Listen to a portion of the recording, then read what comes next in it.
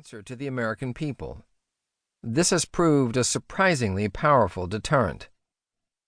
The first special prosecutor was appointed by President Ulysses S. Grant in 1875 to investigate a bribery scandal involving his close friends and associates. Ever since, presidents of both parties have appointed special prosecutors and empowered them to operate with unusual independence. In short order, such appointments become a standard method for neutralizing political scandals and demonstrating the president's commitment to the rule of law. This long, mostly forgotten history shows that special prosecutors can do much to protect the rule of law under the right circumstances. It also shows that they are fallible. Many have been thwarted by the substantial challenges of investigating a sitting president and his close associates.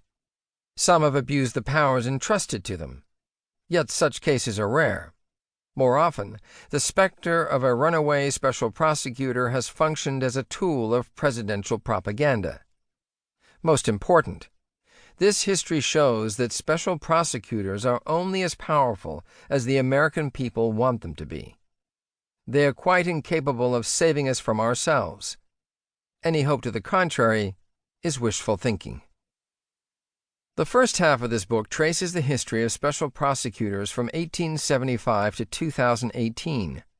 The stories recounted in these chapters encompass a stolen presidential nomination, shady international arms deals, huge piles of cash in suitcases, and more.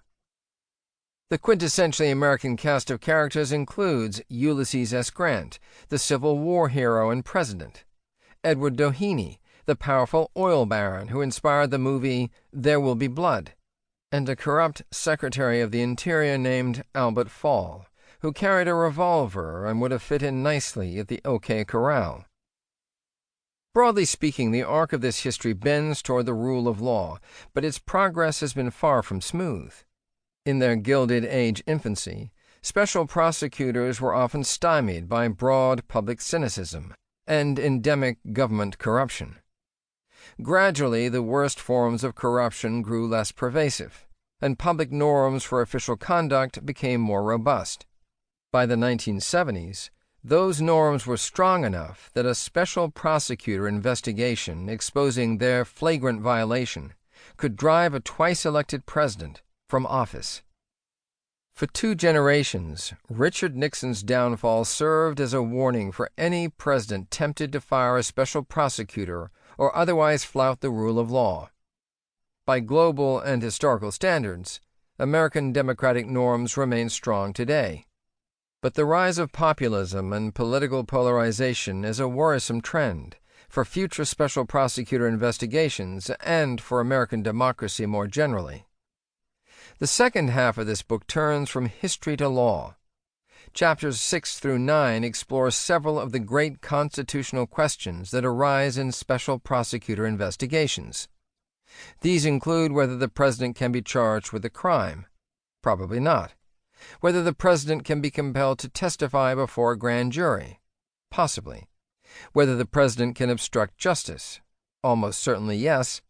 And whether the president can fire a special prosecutor. Yes, at least for now. In one form or another, all 4 of these questions have arisen in every special prosecutor investigation of a sitting president. In each case, law is only part of the story. The stakes are so high, the legal precedents so few, and the power of courts so limited that politics matters greatly too. This puts the lawyers on both sides in a peculiar position.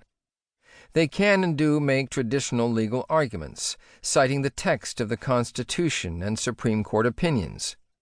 But in most cases, it is anybody's guess what a court might do, or whether it will do anything at all.